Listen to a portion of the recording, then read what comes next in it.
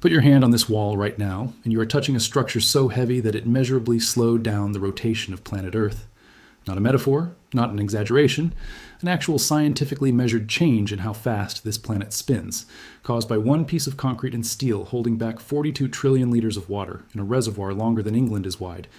And this is the story of how that structure got built, what it cost, and what it's still doing to the world around it right now. Construction on the Three Gorges Dam began on December 14th, 1994, and before it was finished, it would consume 28 million cubic meters of concrete, enough material to build 63 Eiffel Towers, employ 40,000 workers at once, cost $31.7 billion, take 17 years from first concrete to final completion, and physically displace 1.3 million people from their homes. But to understand why China built this, you have to go back to 1931, when a flood on this exact river killed an estimated 3.7 million people, most of them not from drowning at all, but from the disease and starvation that swept through in the flood's aftermath. And it happened again in 1954. 30,000 more dead, 18 million people displaced. The Chinese had been fighting this exact river for 4,000 years, and had been losing most of that fight the entire time. The idea for a dam here was first proposed by Sun Yat-sen in 1919, but China wouldn't actually begin construction for another 75 years, and even Mao himself wanted this dam built as early as 1956, only for engineers to keep telling him, repeatedly, that the geology simply wasn't ready yet. When the site finally was chosen, at a location called Sanduping, engineers found exactly what they'd been searching for decades to find. Granite bedrock 100, meters deep, solid enough to actually hold what was coming. Even then, when the final decision went to a vote, 1 in 4 delegates either voted against the project or abstained entirely, a level of open dissent that essentially never happens in Chinese political process, and everyone involved understood exactly what the cost would be. 1,300 archaeological sites would be permanently drowned, some relocated in advance, most simply lost forever. Every factory road and bridge sitting below the planned floodline demolished before the water ever arrived. Everything below an elevation of 175 meters, simply gone.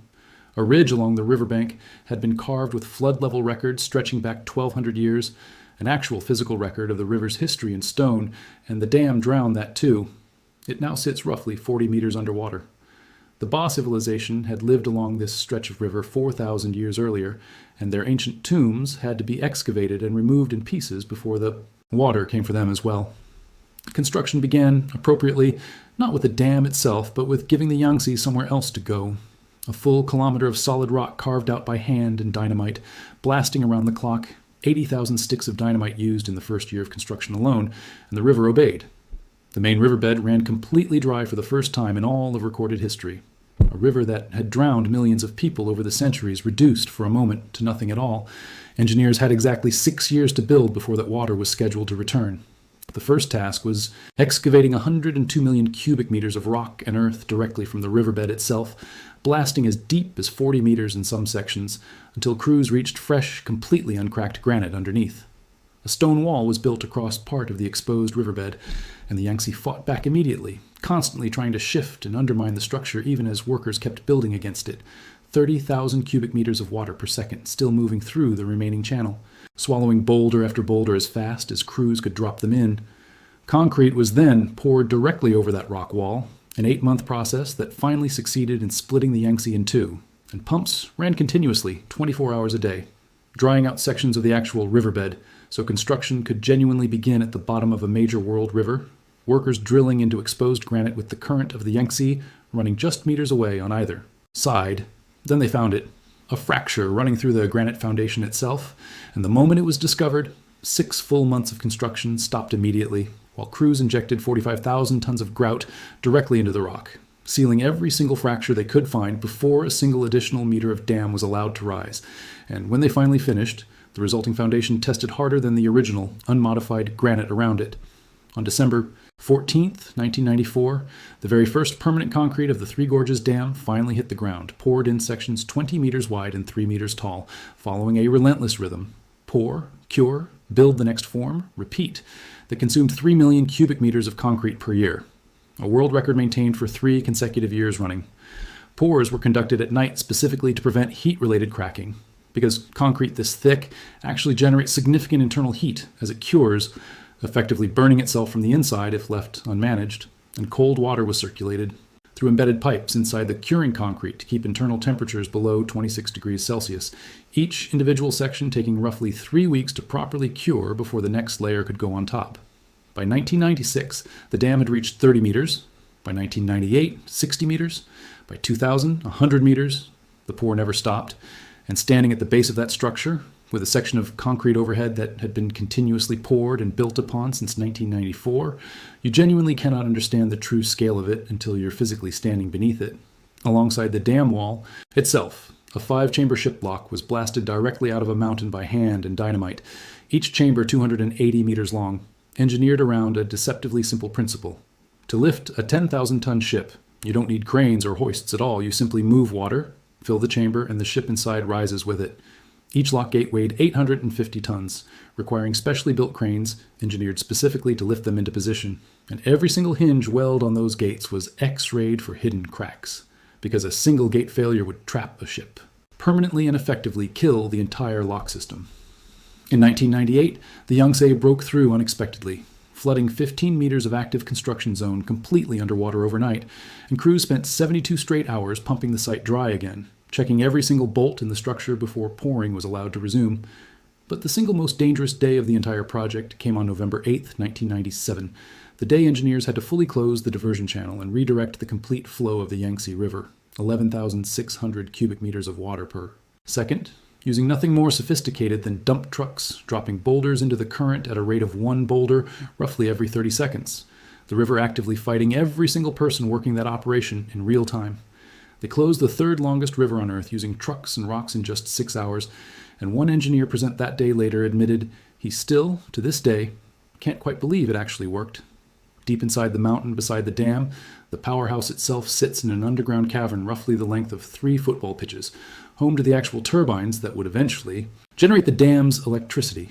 Each turbine's spiral casing, 9 meters across and weighing 200 tons, is engineered to accelerate incoming water directly onto the turbine blades, and each finished turbine runner weighs 600 tons, balanced to a tolerance of just 1/10 of a millimeter, because at an operating speed of 75 revolutions per minute, even that microscopic level of imbalance is enough to destroy the entire unit from the inside. The copper coils inside each generator were wound entirely by hand, because at the time, no machine existed precise enough to guarantee that every single coil came out identical to the last. 32 turbines in total were installed, each one taking roughly 6 months to complete, with multiple installations running simultaneously across different sections of the powerhouse to keep the overall schedule on track. 500,000-volt transmission lines were run a full 1,000 kilometers to Shanghai, workers physically climbing every single tower along that entire route to complete the connection. As the reservoir behind the dam slowly filled and expanded, it began saturating ancient hillsides that had stood dry for centuries, triggering over 100 separate landslides between 2003 and 2009 alone, forcing engineers to stabilize roughly 3,000 individual slopes before the rising water ever reached them. The alternative, left unaddressed, would have been genuinely catastrophic. Beneath the surface of the finished reservoir today sits an entire city called Fengdu, once home to 80,000 people, its streets, schools, and markets still physically intact, just permanently underwater. In June of 2006, the temporary Phase 2 cofferdam, having served its purpose throughout construction, was deliberately destroyed. 200 tons of dynamite reducing 186,000 cubic meters of structure to rubble in just 4 seconds, sending the full flow of the Yangtze through the completed dam and its turbines for the very first time since the river had been redirected back in 1997.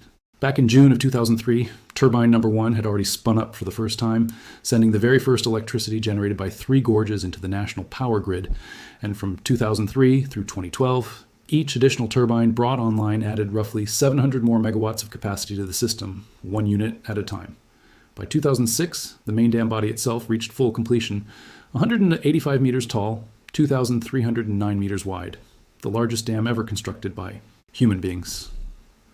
Because passing ships through the traditional 5-chamber lock system takes roughly 4 hours, engineers eventually built something even more unusual alongside it, a genuine ship elevator, capable of lifting a 3,000-ton vessel a full 130 meters in just 40 minutes.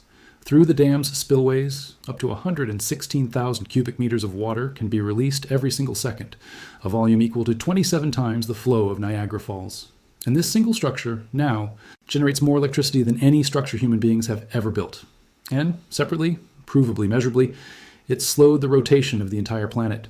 Both of those facts are simultaneously literally true.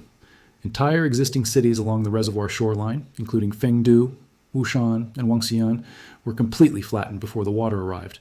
Their populations relocated into new apartment developments built higher up on the surrounding hillsides, overlooking the same general landscape, but living an entirely different life than before.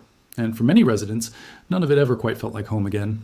At a site called White Crane Ridge, 1,200 years of historical water level records carved directly into stone-faced permanent submersion. And rather than lose that record entirely, engineers built an actual sealed, pressurized glass tunnel around the site before the reservoir rose over it, meaning the ridge remains physically accessible today, 40 meters underwater, reachable only by submersible. The Yangtze river dolphin, a species found nowhere else on Earth, was last confirmed seen in 2002 and formally declared extinct in 2022, the dam having effectively cut its river habitat permanently in two. Fish passes, hatcheries, and dedicated spawning grounds were built to mitigate the broader ecological damage, but the Yangtze sturgeon remains critically endangered to this day, and downstream, reduced sediment flow caused by the dam has accelerated riverbank erosion in a river system that Shanghai, one of the largest cities on Earth, is quite literally built upon. A relationship between upstream engineering and downstream foundation stability that becomes deeply concerning once you actually work through the numbers. The visible surface story is clean roads and new buildings in the resettlement communities, but an elderly woman sitting on a bench in one of those new developments still spends her time looking down toward the water, toward the exact spot where her original village used to stand before it disappeared beneath the surface. In the first decade after the reservoir filled, the region recorded roughly 3,000 minor earthquakes, triggered in part by the sheer water pressure of the reservoir reaching down into deep fault lines that had previously been under far less stress. Engineers had originally identified around 700 zones at risk of landslides around the reservoir. The actual number ultimately identified came to roughly 5,000, the sheer weight and presence of the reservoir reshaping the geological stability of the entire surrounding valley. Existing factories and landfills that ended up beneath the rising reservoir waters caused contamination that took years for scientists to properly measure and fully understand, and the World Bank had refused to fund the project outright, citing the environmental risk involved as simply too high to justify supporting. 31,000 hectares of fertile farmland disappeared beneath the reservoir permanently, replaced with steep, stony hillside terraces that, even under careful cultivation, produce roughly half the yield of the flat farmland that had fed local families for generations before. In 2008, when the devastating Sichuan earthquake struck roughly 500 kilometers away, the dam held completely, but the broader questions about seismic risk in the region never fully went away afterward. Divers sent down into the flooded ruins of the old towns beneath the reservoir have found homes essentially frozen in time, furniture still standing in place, doors still hanging on their original hinges, an entire world quietly preserved in cold, dark reservoir water. In terms of pure flood control, the dam's core original purpose, it now regularly takes in roughly 75,000 cubic meters of water per second during peak flow and releases only about 35,000 cubic meters per second downstream, effectively cutting the river's flood peak in half compared to pre-dam conditions. The dam generates roughly 22,500 megawatts of electricity daily, output equivalent to 18 full nuclear power plants, using zero fuel and producing zero direct emissions, supplying power across 9 provinces and 2 major cities to roughly 80 million homes, generated entirely from the simple physical act of falling water.